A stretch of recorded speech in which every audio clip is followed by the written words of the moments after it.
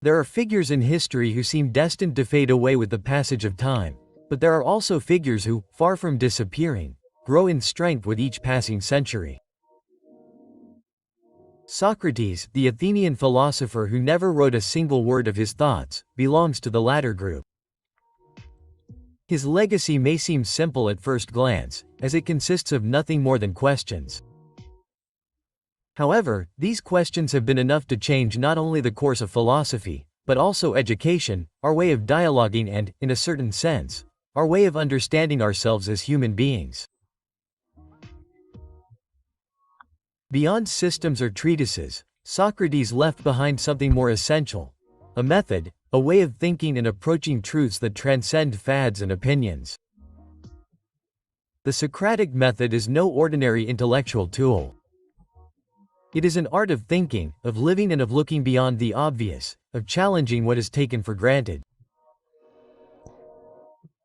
Socrates practiced it in the bustling streets of Athens, surrounded by merchants, poets, soldiers, and citizens who unwittingly engaged in a philosophical exercise like no other. But his approach was neither arrogant nor condescending. He did not seek to humiliate or demonstrate his intellectual priority. His purpose was deeper. It was to help others see what they could not or would not see for themselves, guiding them through arguments to question their certainties with humility and acuity. In today's context, where quick answers and forceful opinions dominate social media and public and political discourse, the Socratic method has undeniable relevance. We live surrounded by information like never before in history, but that thirst does not always translate into clarity or wisdom. On the contrary, we often feel more saturated and more lost, unable to discern between what is valuable and what is superfluous. In this scenario, learning to question, to doubt constructively, and to seek answers beyond the surface is not merely desirable, it is a necessity. And in this video, you will learn how. With his method, Socrates offers us a tool to recover that critical thinking that seems extraneous. Ready? We will delve into the way in which Socrates used his questions to dismantle certainties and build knowledge together with his interlocutors. We will analyze classic and current examples, demonstrating that this method is not just a thing of the past, but has practical applications today in debates, conflicts, and reflections that you could apply in your daily life. But above all, you will learn to improve your conversations, make better decisions, and understand the world around you much better and more deeply. Let's get started. What is the Socratic method and why does it matter? It is not simply a dialogue technique or a strategy to win debates. It is more than that. It is a true philosophical approach to discovering the truth and building knowledge through questions. At its core, this method is based on humility, which is already quite rare, on the recognition that knowing something with certainty is much more difficult than it seems. Socrates did not presume to have all the answers, but rather built his practice on the same statement he used at his trial. In the Apology of Socrates, the following is written: "This man, on the one hand, believes that he knows something, while he knows nothing. On the other hand, I, who also know nothing, do not believe that I know anything either." Quote. Some have paraphrased this phrase as "I only know that I know nothing." But in any case, this confession was not an excuse for empty skepticism, it was the starting point for a path towards understanding. The Socratic method is structured around three fundamental pillars: irony, maiutics, or the art of giving birth to ideas, and aporia. Socratic irony, far from being banal sarcasm, is a powerful tool that consists of feigning ignorance. By placing himself in the position of an apprentice, Socrates managed to make his interlocutors feel comfortable sharing their ideas, allowing them to express their thoughts without fear of being judged. This tactic, which on the surface positioned him as a passive participant, allowed him to identify cracks in the arguments and guide the dialogue towards deeper areas to which he would direct the conversation. The second pillar, maiutics, is the art of giving birth to ideas, as we said, that already exist in the mind of the interlocutor. Socrates saw himself as a kind of intellectual midwife. He did not impose knowledge, nor did he give answers, but rather helped others give birth to their own truths. Through carefully formulated questions, he led his interlocutors to reflect, reorganize their thoughts, and find answers that they themselves had gone through. Naturally, one can do this exercise on oneself, since it is a deeply empowering process, since it makes people the protagonists of their own learning. The third pillar, aporia, is the moment when certainties collapse and the interlocutor finds themselves in a state of constructive doubt. This phase, which can be uncomfortable, is essential for intellectual growth. When confronted with contradictions or inconsistencies in beliefs, the interlocutor not only realizes what they do not know but also opens the door to new possibilities. For Socrates, this state of uncertainty is not a failure, but rather a starting point for true and genuine learning. Now, why is this method important in a world like ours? We live in an age, as we said, that drowns us in information. Conversations are certainly dominated by brevity. In this context, the Socratic method is presented as an indispensable tool to combat the superficiality of the ideas that surround us, recover depth, and also be able to reflect for ourselves. We must stop to examine our beliefs and question the assumptions that we often accept without thinking. For example, in a current debate on topics such as artificial intelligence or work ethics, applying the Socratic method can transform the dynamics of conversations. Instead of imposing our position, we can ask questions such as, what evidence supports this claim? What consequences would it have if we applied this principle in another context? Are we considering all possible angles? These questions not only enrich the dialogue but also foster an environment of collaboration, necessary for the deepest ideas to emerge, where ideas can also be built upon rather than confronted. The Socratic method seeks, above all, meaningful conversations and solid arguments. It is not about proving who is right, but about exploring together the path to truth. Socrates showed us that wisdom is not in quick answers, but in the depth of the questions we dare to ask. Classic examples, as I said, this method is much more than an abstract or old-fashioned theory. It is a living practice and it makes sense when we see it in action. Socrates was not a thinker locked away in an office isolated from the world writing philosophy.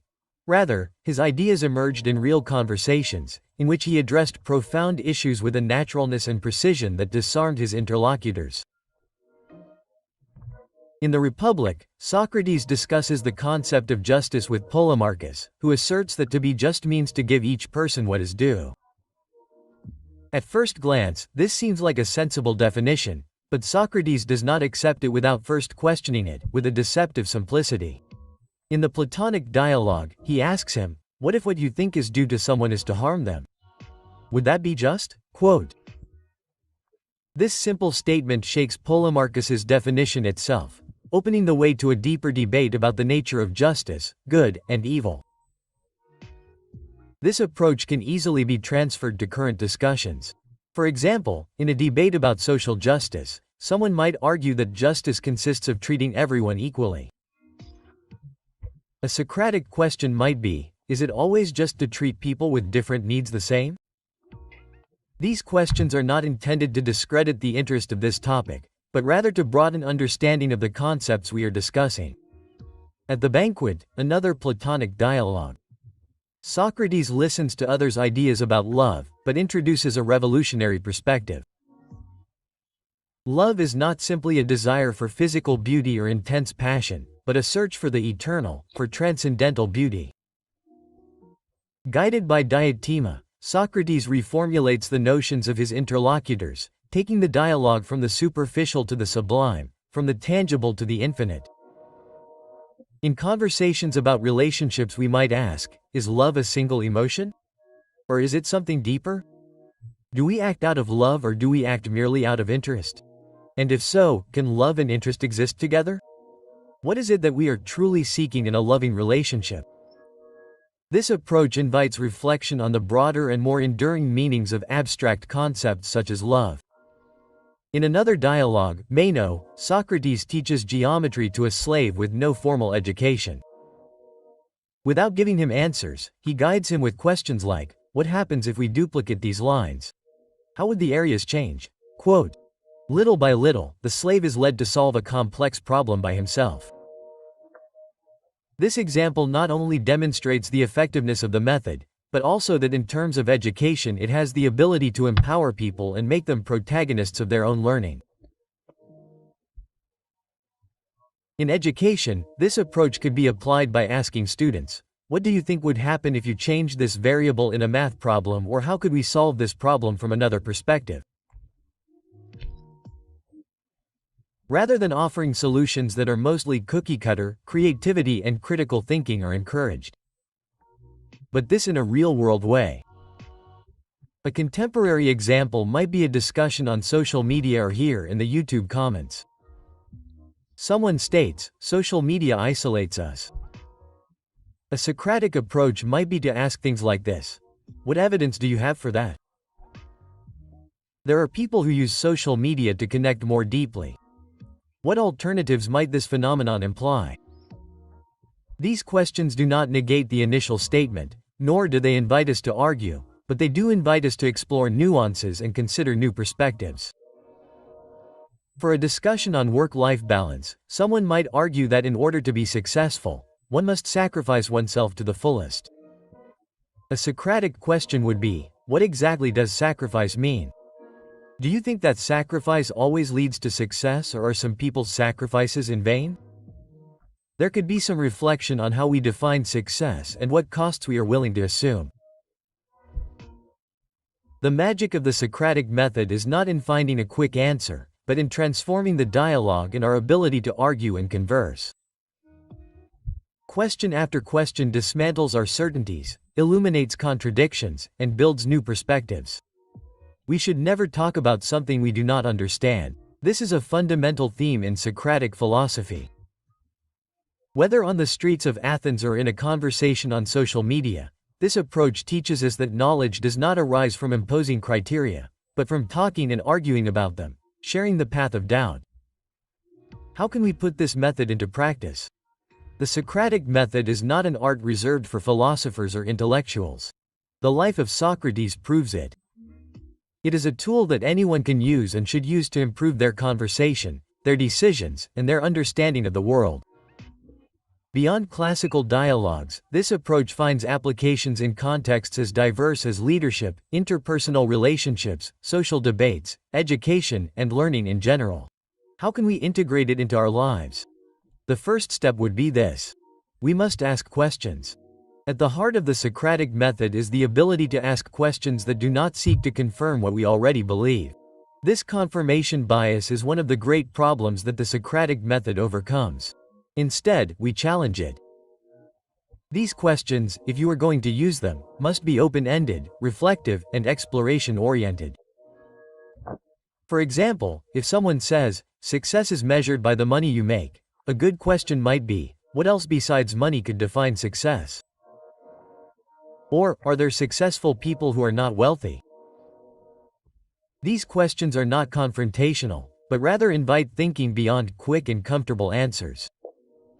The second step is to listen attentively. Socrates knew that the quality of a conversation depends as much on the questions as on the willingness to listen.